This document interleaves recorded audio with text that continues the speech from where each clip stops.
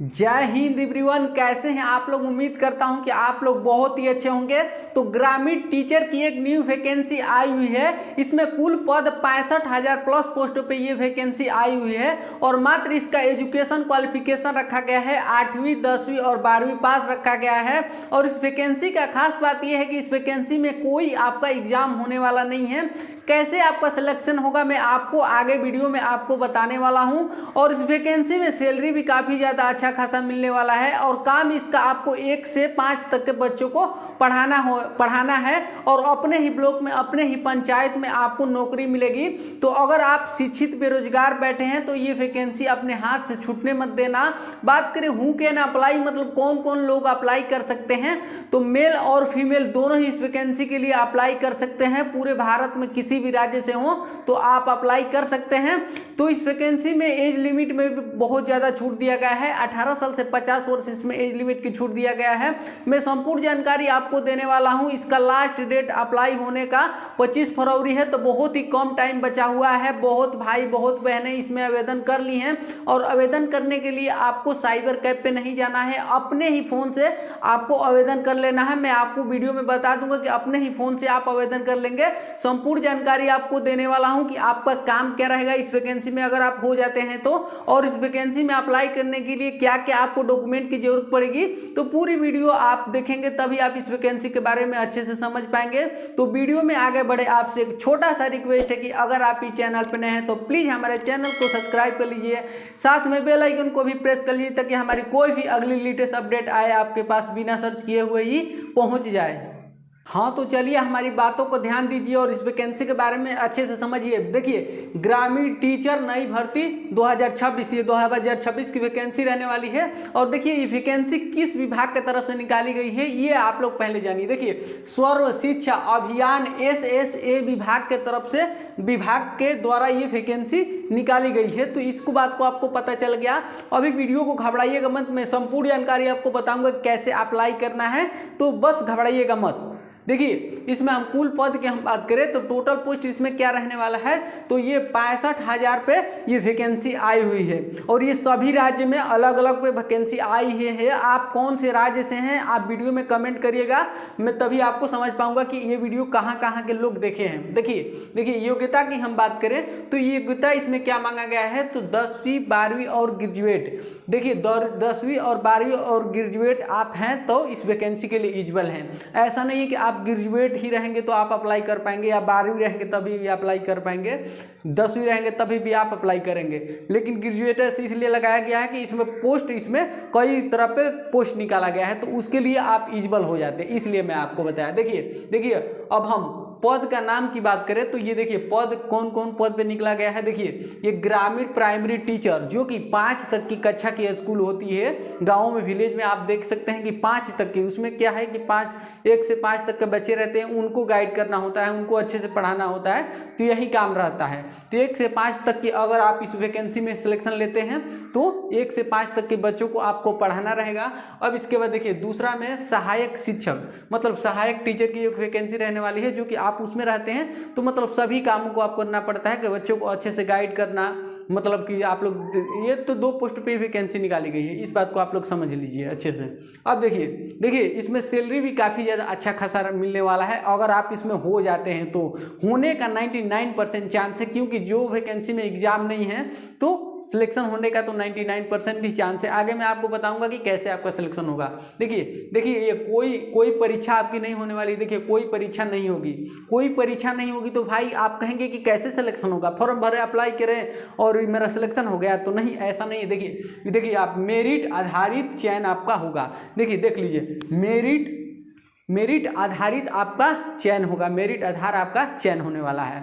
तो आगे मैं बताऊंगा कि कौन कौन भाई इसमें, मतलब जिसका ज़्यादा मतलब परसेंटेज है, मेरिट बनने का ज़्यादा चांस है। तो कमेंट भी करिएगा कि मेरा मतलब 10वीं के परसेंट में इतना है, 12वीं में इतना है, मैं कमेंट करके बताऊंगा कि आप सिलेक्शन हो पाएंगे कि नहीं, इतना भी आप लोग जान लीजिए।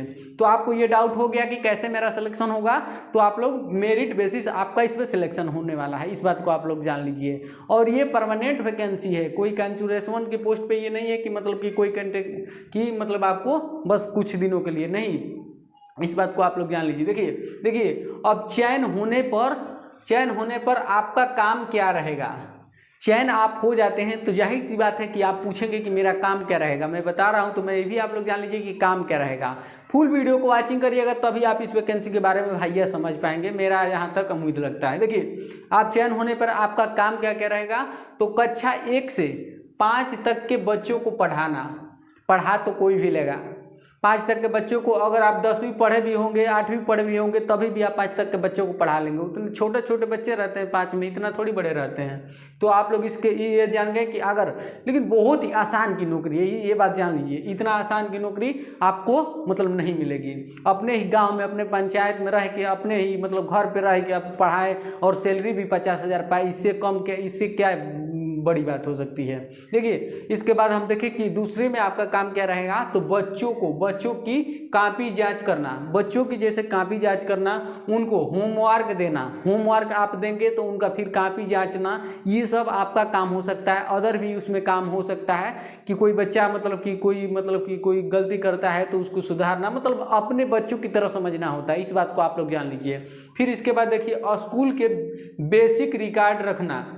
स्कूल में कागज पत्र, अलमारी वगैरह ये सब का भी रिकॉर्ड आपको, फाइल, हाजिरी, कितने बच्चे आए, कितने खाना खाए, कितने क्या हुए, तो ये सब का भी रिकॉर्ड आपको रखना पड़ेगा। तो मतलब आपकी एक जिम्मेवारी मिल रही है, ये बात आप लोग जान लीजिए। आप लोग देख रहे हैं कि मतलब कि शिक्षकों की कमी कितनी है एक राज्य में, मतलब कि छोटे छोटे बच्चे प्राइवेट में जा रहे हैं। तो ये सब ले सरकार की योजना ऐसे ऐसे ला रही है कि मतलब कैसे भी हमारा देश विकास करे, इस बात को आप लोग जान लीजिए। प्राइवेट वाले पे सरकार वाले हमेशा गुस्से में रहते हैं कि मैं इतने लायक नहीं हूं कि मेरे बच्चे प्राइवेट में पढ़े, इसलिए ये योजना लाती है सरकार। तो देखिए आयु सीमा की हम बात करें तो देखिए आयु सीमा में इसका क्या है कि 18 साल से 45 वर्ष इसमें रखा गया है। 18 साल से 45 वर्ष इसमें SC ST OBC को, इसमें देखिए ये 18 साल से 37 वर्ष जनरल के लिए है, और OBC कैटेगरी के लिए इसमें 18 साल से 40 वर्ष और 5 ईयर्स का छूट दिया गया है SC ST कैंडिडेट के लिए। SC ST मेल हो या फीमेल उनको, तो इसलिए मैं एक के बार यहाँ पे 18 से 45 वर्ष लिख लिया हूँ। तो आपका एज लिमिट का डाउट खत्म हो गया, इस बात को आप लोग जान लीजिए। देखिए आपका 18 वर्ष मिनिमम होना चाहिए, आप 18 वर्ष से कम नहीं होने चाहिए और 45 वर्ष से ज़्यादा नहीं होना चाहिए।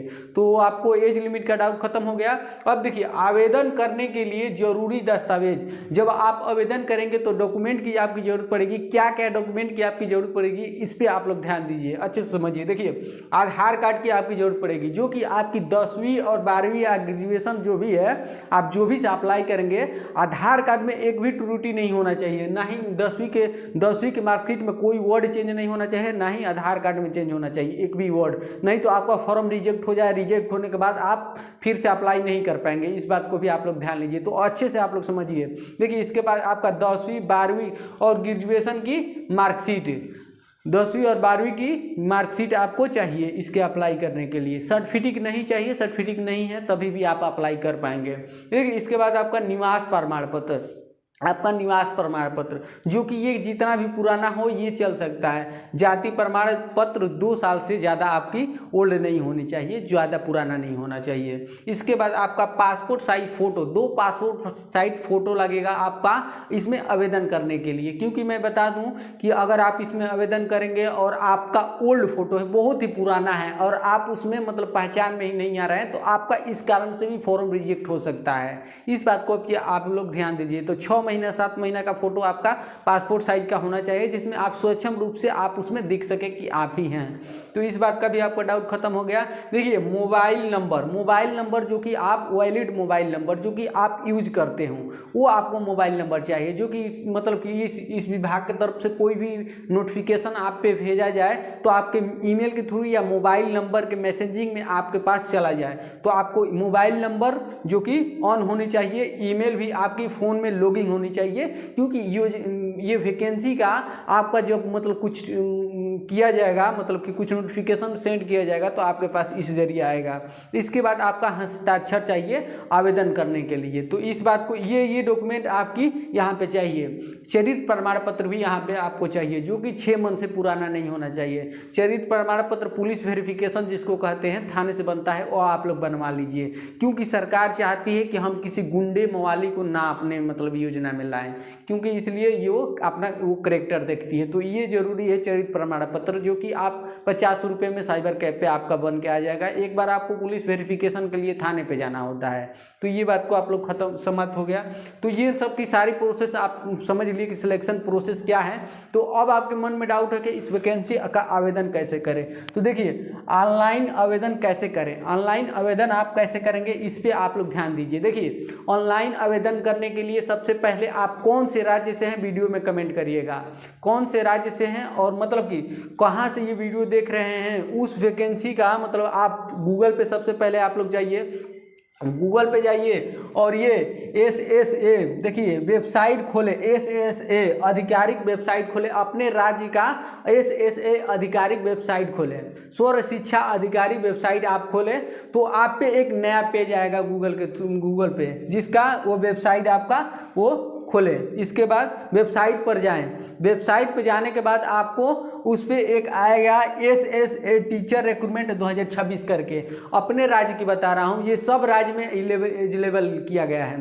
तो ये SSA स्वर शिक्षा अभियान के टीचर रिक्रूटमेंट 2026 को वहाँ पे आप क्लिक करें। क्लिक करने के बाद में जो भी आपको ये सब डॉक्यूमेंट बताया हूँ ये सब आप अपने पास रखें, ज़्यादा लेट नहीं होना चाहिए इस आवेदन करने में। 2 से 3 बार आप थ्रू करेंगे आपका मतलब इसमें आपका हॉर्स बढ़ा दिया जाएगा, घंटा मतलब लिमिट हो जाएगा। तो ये न्यू रजिस्ट्रेशन, आप न्यू रजिस्ट्रेशन कर लीजिए, चाहे ईमेल के थ्रू चाहे कर लीजिए, चाहे फ़ोन नंबर के थ्रू आप इसको SSA टीचर रिक्रूटमेंट 2026 को आप रजिस्ट्रेशन कर लीजिए अपना न्यू पासवर्ड ID बना के। रजिस्ट्रेशन करने के बाद एक आप पे पेज खुल के आएगा, एक आप पे पेज खुल के आएगा अच्छे से।